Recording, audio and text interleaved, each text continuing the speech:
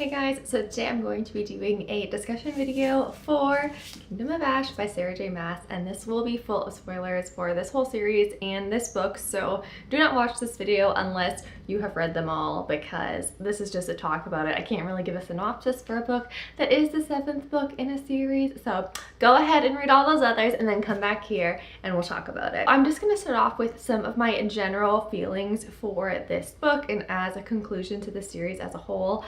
I personally really did enjoy this book. I gave it 5 out of 5 stars.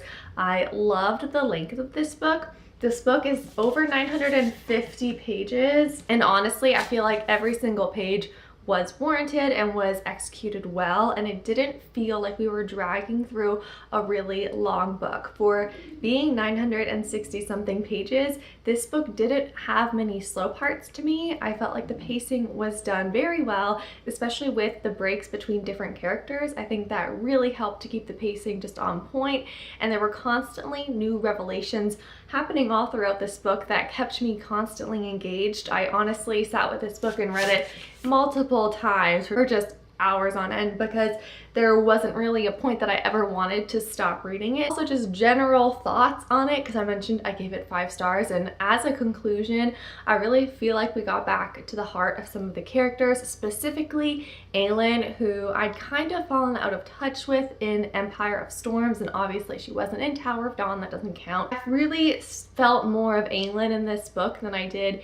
in Empire of Storms. I think before this, my favorite book in the series was Queen of Shadows. I loved Queen of Shadows. I liked Empire of Storms, but it did kind of get a little bit different for me. We had a lot of new characters. We didn't really see much of Aelin, I felt. And then we had Tower of Dawn, which I loved, but it was kind of more of a side plot story. So I think this one did a good job in bringing all of the characters together, sharing all of their stories at once, and letting us have what we wanted from everyone. So I feel like this is a book everyone, I think, in this series can find something to love in it, because all of our characters were represented well and fully, and their stories had such good endings. I loved it. So I was hoping to have a bit more of an outline for what I was going to talk about with this book, but unfortunately I am just overwhelmed with how much happened in this book that this is going to be all over the place, and that's the only disclaimer I will say about that. First, let's start off with how this book opens up. Honestly, by page 2, I had chills. The prince, and we're reading through it. It's just a page and a half, and that final line, it's all in italics. This is "I will find you." I was covered in goosebumps, and just because it's obviously we're trying to find Aelin, but because this is the final book, it was hitting me so much when I was reading that part and just reading the first couple pages of this is it. Like, he has to find her. There's no other books. This is going to be how it ends, and I was just very, it was a good moment for me. I was very sold, like, off of page 2 of this book. I'm gonna start talking about Aelin first and what she went through, because those trauma scenes were written so incredibly well. Those were honestly some of the most chilling scenes in this whole entire book, and Sarah J. Maas did such a good job of letting us into Aelin's head. We were with her in her head, living out these horrible fears and just completely suffering. Honestly, those scenes were so hard to read. It was just almost too much for me to bear in some points. In particular, when she was getting pushed into the huge pile of glass on the floor in Mauv's throne room, that part got to me so much. I was seriously just like, can this please end? I need this to end. I need this to end. And that's when Fenrir's brother dies. That whole scene was so bad, and not only that, but you have these vivid descriptions of what it feels like for Aelin to be sliced up by thousands and thousands of tiny pieces of glass, and oh, it is so chilling. That is seriously the word that describes what Aelin went through at the hands of Cairn, which, oh, that was disgusting. Like, his whole character totally grossed me out by how revolting and evil he was. I honestly wish he could have been tortured more because of all that he inflicted upon Aelin, and who knows how many other people. I mean, obviously it's not his first time torturing someone, you know? When he went and he skinned him alive, oh, I mean, that's pretty gruesome and pretty graphic. I am happy that we didn't have to read that happening, because that is not something that I would have any fun time reading, because that's just a little too gory for me.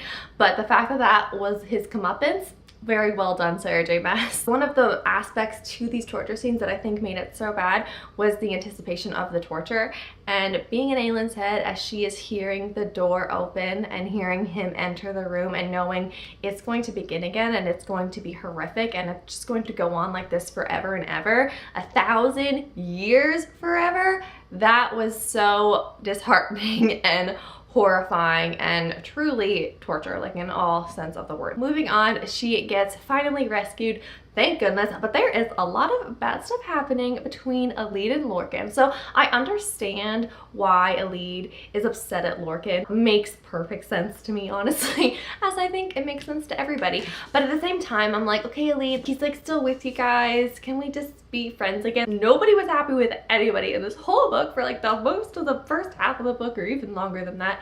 And I just wanted people to be friends again, because this is the last time I'm gonna be able to read about them being together. Instead, they're spending all their time being mad at each other, and I don't get to have all the happy feelings. So there was a lot of tense anxiety reading this book and seeing all these people and these couple ships that I really like just very much hating each other. Okay, so one part with Aelin and Lorcan, I got chills all throughout this book. Like there were constantly things happening that just shook me.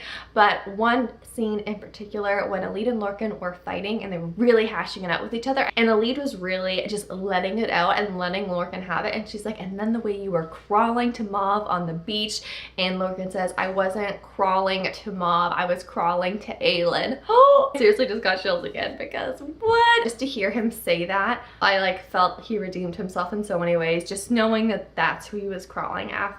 And moving on, I haven't talked yet about Aelin and Lysandra, which they're another couple who I just want them to be happy, but Aelin was so horrible. His anger was not warranted, where Aelid's anger I think was completely warranted. Aelion's anger wasn't, because okay, yeah, you get upset that they made this plan without you, but first of all, Aelin does this all the time. This is nothing new. Lysandra was following the orders of her queen. The fact that Aelin just put all of the blame on Lysandra was so unwarranted and so unnecessary. His level of hate for her was so disproportionate, I think, to what happened. Yes, I understand, like, now your queen is who knows where, and who knows if you're ever gonna find her again, and yeah, obviously that's really bad, and you know, we don't have her fire powers because Lysandra is a shapeshifter, so I get that there are some bad things that happen because of that. Totally get it, but it wasn't all Lysandra's fault, and it wasn't even her idea. She was in agreement with Aelin, and they did it together. That was like the one character that had a grievance with another character that just really didn't sit well with me, because it just didn't fit. I'm gonna move on to another plot here, because I could just be angry about this for a while. I want to talk next about Chaol and Yrene. The fact that Yrene is pregnant, honestly, bless them. I loved reading about them. They're some of my favorite characters, especially from Tower of Dawn, and they warmed my heart continuously throughout this book. I loved the fact that she was pregnant. I really felt like someone's gotta be pregnant, because that's just kind of thing that Sarah J. Maas, I think, likes to do, you know, because she's just had a baby and now she's making all of her characters have babies, which I'm a huge fan of, so please keep doing it because I love it. And just imagining Chaol as a father, and just the way that she told him and the way he found out, and just I loved that whole thing so much. I'm just so happy for them. Give me a book with just Chaol and Yrene raising their beautiful baby, because that's book 8 for me, please and thank you. And then we see that Chaol's father like actually really is the worst human ever, and you know, I really like that we got to see that, because we hear about how horrible he is in the other books, but actually seeing him, you know, he reminded me of the Steward of Gondor in Lord of the Rings. Just like, ugh, that is who I pictured in my head when I was reading this. We're gonna move on to another set of characters, Dorian and Manon. Now, Dorian is the most complex character I think we can say in the Sword of Glass series. He has had some very rough times. A ladies' man who didn't care about anything, who hated his dad, like, cool for you. Then he falls in love, watches her get beheaded, he gets the collar on, and a Valg demon gets inside of him, and then he finds out his dad was Valg, and he's like, who am I? Am I a human? Am I Valg? I loved his inner turmoil and just his questions about himself and who he was as a person. His whole inner discovery, everything about that I loved. Dorian is just a very complex and unique character, and his relationship with Manon, I just love it. I am so happy though that they did not agree to get married. I don't know if anyone else was in agreement with me, but it doesn't seem like Manon at all to be someone's wife. I understand she has changed a lot, but that just would have felt very false to me, and so I'm so glad that they didn't decide to get married or anything like that just for the kingdom's good, but that they're both kind of together still, but just without that. I just don't think that suits them, at least right now. That's what I have to say with that. But let me talk about some chill-worthy moments with Manon, because I love Manon. It's so funny how when I was reading Heir of Fire, I was so bored and annoyed that we were reading all of these chapters about these stupid witches and what do they have to do with anything and blah blah blah, and now it's such a big switch in how much I adore the character of Manon and her 13, which we're not talking about them right now, so I wanted to talk about the chill-worthy moment when she crowns herself and she becomes Queen of Witches. I got chills again just thinking about it, because that was one of my favorite moments. When I read it, I thought, oh, this is one of my favorite parts of this book so far. So that was just so amazing. And then she calls all the witches to fight and to fly, and I just loved it so much. I want to go back and reread that whole fight scene and how her grandmother just flew away like a coward. Like, yes, Manon, you are an all-powerful witch. A lot of emotions with that scene. That was seriously just absolutely incredible. I'm going to talk about Dorian still, because now we're going with Dorian when he goes into Marath. Then he starts having some cozy chats with Mauve, and it was so weird. Those scenes where Dorian and Mauve are just having little chats and talking about stuff. What? And then he like proposes that they get married, and obviously I knew, Dorian, you better have a plan, because this is the stupidest thing you could possibly think you're doing. She's a Valg. She's evil. She's been alive for how many years? This is bad. I knew Dorian couldn't be this stupid. You used to be this stupid, but then you kind of grew up and you saw the world differently. You actually thinking you and Mauve, you can like trick her, and then he actually does trick her. And when I found out that he had put ice through all the cracks and the bricks in the whole Marath, and he just by his will like pretty much snapped his fingers and it crumbled, I was so shocked. I did not expect Marath to fall. So Aelin's been rescued. I've talked about Aelin a little bit. She's very messed up for, I mean, obvious reasons, but here's where I have to share a little gripe about Aelin. So Aelin isn't my favorite character. Aelin just still bothers me in the way that she never trusts completely anybody else. And she has so many people within her court, people who can be trusted completely. There's no hesitation in their loyal to her and their faithfulness. For some reason, she's still withholding these things from them, and she still keeps these secrets about what she's going to do, and that bothered me. Especially from Ronan, because how can you say, oh, we're like mates and blah, blah, blah, we matter so much to each other, but then she didn't tell him that she was diving into her power for ultimate destruction of Mauve, and she obviously used it to save a million people's lives. But that was awesome, by the way. Why didn't she share that? He thought, oh, maybe she's not using this fire because they used the fire against her, and so now there's this fear associated with her power. But then to find out that she wasn't using it because she was conserving it, I didn't like that she didn't share that with anybody. And then even when they went into that very confusing place where there were a lot of doors and magic, she didn't tell them her plan that whole time. It just, I don't know, that did bother me. I understand you have to keep some secrets, but I feel like Aelin was just constantly sacrificing herself and keeping things to herself when she could have shared that with people who are trustworthy. That's the one thing that deeply bothers me about her character, is that she acts like she trusts people, but then she doesn't show it. I'll move on from that little Aelin little riff there, but that's just how I feel, and I just feel like that is her weakness as a queen of a country. I know that she does get vulnerable. I'm not saying that never happens. I'm gonna end my Aelin thoughts there, at least in that character perspective. Now I'm gonna talk about when we are at Orinth. There is a very dire atmosphere around everyone who is fighting, because it is going to be an actual fight to the death, and that thought hadn't even occurred to me that they would be fighting like that. I knew obviously they're going to be fighting and there's going to be casualties, but no one was fooling themselves when they were fighting that they were going to die. That was really intense and scary, and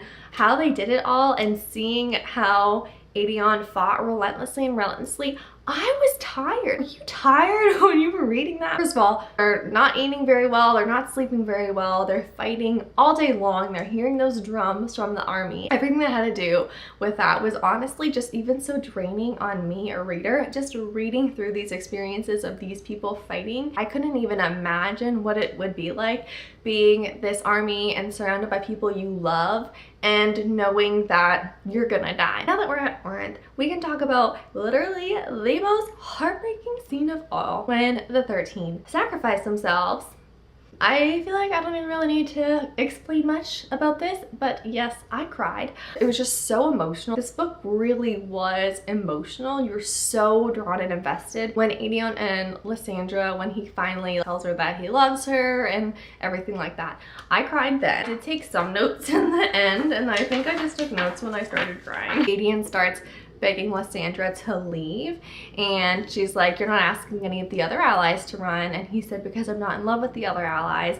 And just that whole moment, I just loved it. I was so happy that it finally happened because I needed some happiness between some people. Thank you for growing up, but also, why did it take you so long to realize this and to say this? That's still an issue, but I'm so glad that he said it. Okay, so now we're gonna talk about the 13 because that wasn't a scenario I even imagined happening. I didn't get emotional right away. I was in shock. Let's just cry together, okay? So we're gonna read some things. Her second, her cousin, her friend, smiled, eyes bright as stars. Live, Manon. Manon blinked. Astrid smiled wider, kissed Manon's brow, and whispered again, live.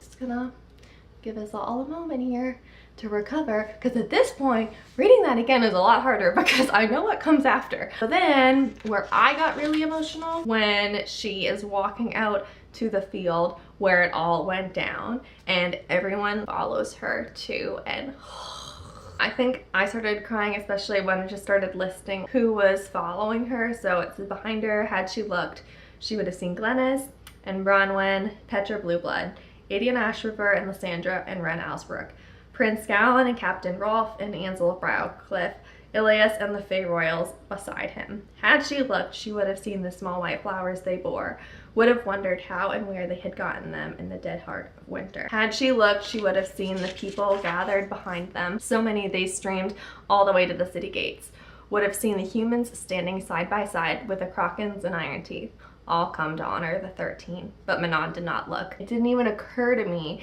that the 13 would all die. There's just so much pain still behind everything that they sacrificed. And when I end this video also, I'm gonna realize I wanted to talk about so many more things that I didn't get to, so we're not gonna worry about that right now, but we are coming to the end of the book, at least in my discussion portion of this. I'm so glad that the lead in Irene that took down Erewhon, because I really felt like Irene, especially after reading Tower of Dawn, that she was going to play this huge role. She wasn't just a random character thrown into book 6 out of nowhere. She was pivotal to this, and I'm so glad that she was put in such a serious role and everyone started chanting her name. That just made me so happy because I really love her and Chaos. I just was very glad that Sarah J Maas did that. I don't think it would have been right if it was just Aelin vanquishing all of these dark people, and even a lead who is a human with this horrible deformity in her leg. She still was a part of that. So I just think that was so well done. I'm very happy it happened that way. So I did want to mention here quickly about the whole like Aelin losing her powers pretty much thing, and Dorian as well. The whole Wordgate thing was a letdown to me personally because it had been built up so much, and it felt like if we get the key and we seal it, then we are gonna live and everything bad is gonna stop. Literally nothing happened except she lost her powers, and they kept these other people from getting the keys. So I understand that they had to get the keys, but that whole part of the book was a letdown for me too, because Erewhon, they didn't even take Erewhon back, the gods. They just left him. Nothing was accomplished. I mean, one thing was accomplished, a couple things were accomplished, but what I wanted to happen didn't happen, and what we assumed would happen didn't happen. So that was a bit disappointing, but it just meant that we had so much more of a focus on the other events in this book. So I'm disappointed with it, but you know, maybe it shouldn't be what I anticipated it to be. Maybe it's better that it was something that I wasn't anticipating. I don't know. I'm still working through how I feel about that. But right now, I still am a little disappointed about it. So overall, I thought this was a fantastic, fantastic conclusion to the Throne of Glass series. I'm so glad it was as long as it was. We got all the characters we wanted to see. We saw them in good light. We saw them in bad light. Seriously, hats off to Sarah J. Maas, because I think it was just an incredible ending to the series. And it definitely leaves me with a good opinion and a good impression of the series. And reading that book really made me want to just tell other people to read it, because it's just such a fantastic story, which if you made it to the end of the video, you probably think that too, because you watched this whole talk about this final book. I definitely know I forgot to talk about things that I wanted to talk about, so if you have anything in particular you loved, a scene you hated, a character you loved, or anything at all, I would really love to talk about it with you. So definitely leave me a comment so we can talk more in detail about this book, because I just want to talk about this book for a while. I'm not ready to let go of it yet. Thank you so much for watching, and happy reading.